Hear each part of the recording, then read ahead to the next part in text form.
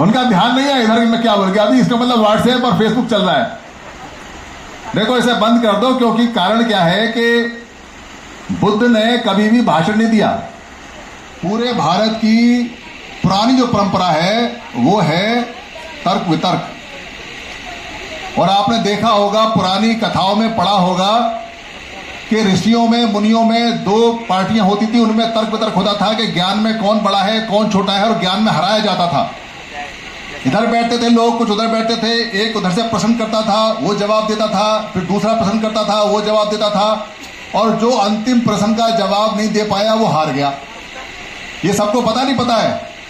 अच्छा, जिसको नहीं पता है वो हाथ उठाना। अच्छा, जिनको पता है वो हाथ उठाओ।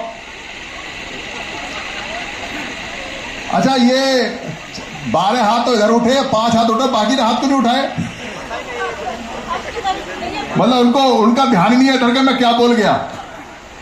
खबरदार, सर्विस सेक्टर खत्म हो रहा है, ऑफिस बंद हो रहे हैं, नौकरियां खत्म हो रही हैं, मशीनी युग तेजी से बढ़ रहा है, हर सेवा के लिए मशीन आ गई है, रिपेयर इंडस्ट्री अब खत्म हो रही है, रिप्लेसमेंट इंडस्ट्री बढ़ रही है, अब कार मरम्मत का काम खत्म हो रहा है, पुरानी कार से नई कार बदली जा रही है, बड़ी बड़ी कंपनियां आ रही हैं, महंगी हो रही है, रिप्लेसमेंट सस्ता हो रहा है, मोबाइल ठीक कराना महंगा है, नया मोबाइल सस्ता है, मार्केट बंद हो रहे हैं, ऑनलाइन काम बढ़ रहा है, डिलीवरी बॉय की जगह डिलीवरी ड्रोन आ रहे हैं, खनन खुदाई से लेकर जंक यार्ड तक सारा काम मशीनों के द्वारा हो रहा है, मनुष्य की मांग खत्म, डॉक्टर वकील इंजीनियर कंसल्टेंसी टीचर सब वर्चुअल यानी ऑनलाइन उपलब्ध।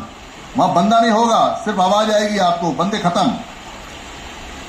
ना एजुकेशन, ना खाना, ना काम, ना दवाई। अनावश्यक मनुष्य खत्म हो जाएंगे। अनावश्यक मनुष्य जो खत्म होंगे उनमें सबसे ज्यादा संख्या समणों की होगी, क्योंकि समणों के पास ना एडवांस तकनीक शिक्षा है, ना जमीन है, ना इंडस्ट्री है, ना पैसा है, ना राजनीतिक ताकत है, ना धार्मिक ताकत है, ना सांघिक ताकत है, ना विदेश में कोई सहयोग है। एक काम जो सबसे आसानी से वह तुरंत हो सकता है वह है सांघिक ताकत। संघ से हम पहले भी बचे हैं, समण संघ, समणों का संघ। बंद हो गया क्या? ये पेज अगर किसी को समझ में आ जाएगा तो उसके पास संघ में आने के अलावा कोई रास्ता नहीं, और अगर ये पेज किसी को समझ में नहीं आता है तो उसको समझाना पड़ेगा, और समझ के भी अनजान बनता है तो वो वमन है।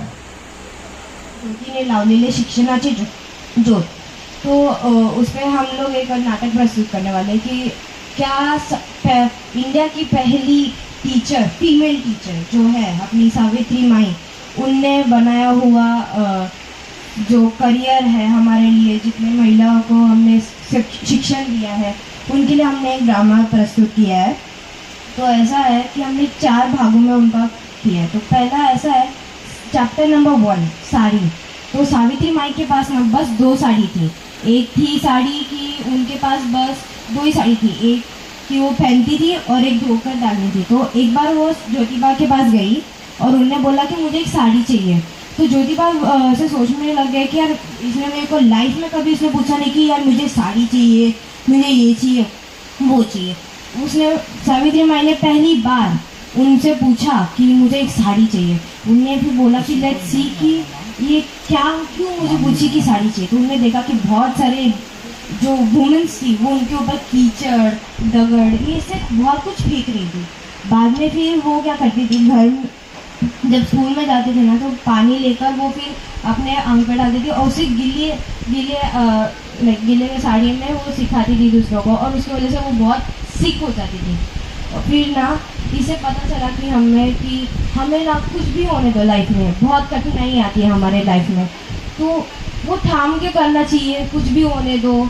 कि अभी समझो बहुत अभी स्ट्रगल्स आते हैं हम लोग को, as a women, as a man, anyone, वो स्ट्रगल करो, क्योंकि लाइफ में ना बहुत कुछ हमें सीखना पड़ता है। फिर चैप्टर नंबर 2 है कि दागिना मतलब ज्वेलरीज। तो एक बार क्या हुआ, सावित्री माई किसी मतलब अपने फ्रेंड्स के साथ बैठी थी, तो वो बहुत ब्राह्मण थे, कोई शूद्र थे सब लोग, तो उनके पास ना बहुत सुंदर दागिने थे। उन्होंने कहा कि अरे देख मेरे पास कितने सुंदर दागिने, इतने सुंदर थे कि मतलब आप बोल ही नहीं सकते, मतलब पहले ज़माने में कितने सुंदर दागिने थे, राइट। तो एक बार क्या हुआ, उनने दिखाया तो ज्योतिबा ने सब कुछ सुना कि इतना टीजिंग कर रहे हैं उन्हें कि तू गरीब है, तू बहुत शूद्र है, तू मतलब तुझे कुछ ही नहीं आता, बस पढ़ा सकती है और कुछ नहीं। तो फिर उन्होंने ज्योतिबा ने सावित्री माई को बुलाया कि सावित्री चल तू मेरे साथ। तो उनके पास ज्योतिबा ने अपने माँ की जो दागिने थे वो उनके सामने रखा, इतने सुंदर थे कि उन मतलब लेडीज के पास भी नहीं थे। तो उनने कहा कि बता मुझे, तुझे मनुष्य की ना धूल नहीं रही। और थर्ड जो है, फोर्थ जो हम लोग का लास्ट है, वो ऐसा है कि पुस्तक जो लास्ट हम लोग का एक मॉरल बताया गया है, पुस्तक ऐसी चीज़ है। अभी जैसे हम भी ज़्यादा बुद्ध के बारे में नहीं जानते, लोग बोलते हैं कि बुद्ध कैसे है, लोग बोलते थे कि बुद्ध एक राजा थे, वो नहीं था, बहुत ट्रू, ऐसे बहुत कम ट्रूथ है। हम सब जितना रीड करोगे ना, उनकी लैंग्वेज जितना रीड नहीं पढ़ना। तुम पापा बोले कि ठीक है देखो नहीं पढ़ना तो मत पढ़, लेकिन इंग्लिश वाला पढ़ सकती है ना, बट स्टिल ना इंग्लिश लाओ, हिंदी लाओ, मराठी लाओ, कुछ भी लाओ, पढ़ते नहीं है हम, वही प्रॉब्लम है। तो कल ही मेरी मम्मी का एक क्रिकेट मैच हुआ था कि वहाँ पे ना हम लोग का बोलने दीजिए मैच खेला था। उनने क्या बोला कि हम लोग इतने काम करते हैं ना कि हम भूल जाते हैं हम लोग के पास कौन सा पैशन है, कौन सा टैलेंट है।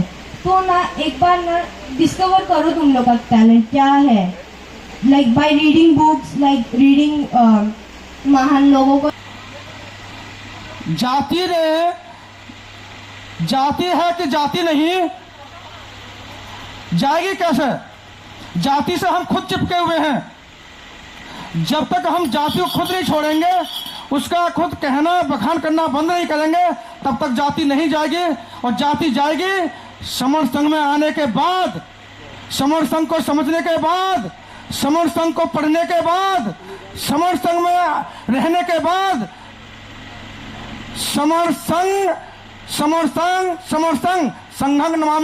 संघं नमामि।